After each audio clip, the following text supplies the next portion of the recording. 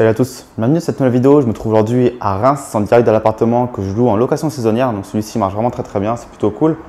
Et aujourd'hui je vous fais une petite vidéo pour vous parler d'un investissement, si on peut appeler ça un investissement original entre guillemets. En fait, à chaque fois qu'on achète un appartement, on a toujours avec un grenier, une place de parking, un garage, une cave, ce que vous voulez. Enfin, on a toujours un truc en plus comme ça qu'on n'exploite pas forcément du mieux qu'on pourrait. Aujourd'hui, je voudrais insister sur les caves. En fait, les caves, c'est un produit dont on ne sert vraiment pas du tout. On fout un peu toutes les merdes qu'on a dedans, on se débarrasse. Mais ça, c'est un produit en fait qui peut se louer et plutôt très facilement. Je me souviens un jour, on était dans un Skype avec mon groupe Mastermind et je ne sais plus pourquoi on en est arrivé là. On s'est lancé le pari de celui qui arriverait à louer sa cave le plus rapidement possible, un petit peu dans le délire qu'on y arriverait pas. Et finalement, ça s'est loué vraiment tout de suite, très facilement. Et en fait, comme ça, on pourrait se dire, ok, ça se loue combien une cave? Ça va pas se louer grand chose, ça va pas faire de gros montants. La mienne, je la loue 40-50 euros, je ne sais même plus à peu près. Donc certes, c'est pas beaucoup, par mois, c'est rien. Mais ça se prend et surtout, c'est sur un appartement. Mais si vous en avez 10, ça fait 10 fois 50, ça fait 500 euros par an. Bah, je veux dire, moi, ça se prend, on les prend toujours.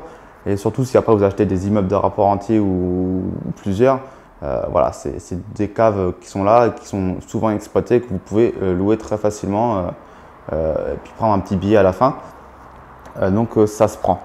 Et puis pour commencer petit, voilà, pourquoi pas ceux qui débutent. Je sais que pour certains qui ont déjà un gros patrimoine, ça ne vaut pas forcément le coup, mais pour ceux qui commencent, pourquoi pas exploiter les caves des amis, des parents, des grands-parents et commencer à se faire ses premiers billets comme ça, à remplir ses premiers contrats de location, etc.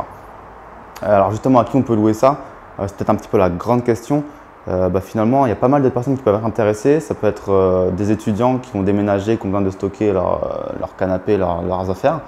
Donc, les étudiants. Jeunes personnes actives aussi qui viennent d'aménager ou qui ont déménagé. Il y a aussi tout ce qui est notaire, avocat, expert comptable qui ont beaucoup d'archives en fait, qui ne savent plus quoi faire. Souvent ça s'entasse et vous pouvez leur louer les caves, leur proposer de louer votre cave pour qu'ils mettent toutes leurs archives, leurs dossiers là-dedans. Quoi d'autre? Il y a aussi les commerçants qui ont besoin de stocker des stocks, des choses comme ça. Si votre cave est en centre-ville, ça peut les intéresser. Après, tout dépend de la cave, de sa superficie, si elle est sèche ou pas. Il faut voir en fonction de votre cave, mais il y a pas mal de gens intéressés.